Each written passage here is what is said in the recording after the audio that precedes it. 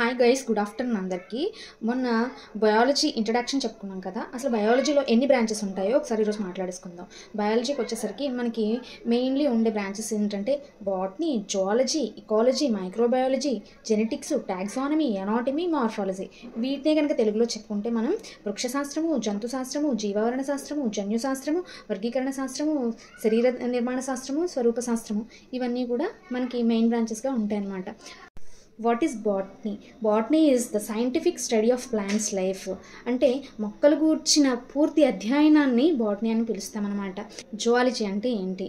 Zoology is the scientific study of animals and their behaviour, physiology, classification and distribution. జంతువుల గురించిన పూర్తి అధ్యయనాన్ని జంతుశాస్త్రం అంటారు. ఉదాహరణకు వాటి యొక్క నిర్మాణం ఏంటి, వాటి యొక్క వర్గీకరణ ఏంటి, వాటి ప్రవర్తన ఎలా ఉంటుంది, వాటి జీవన విధానాలు ఎలా జరుగుతాయి, వీటి గురించి మొత్తం సమాచారాన్ని తెలుసుకోవడాన్ని లేదా అధ్యయనం చేయడాన్ని జంతుశాస్త్రం అని పిలుస్తారన్నమాట.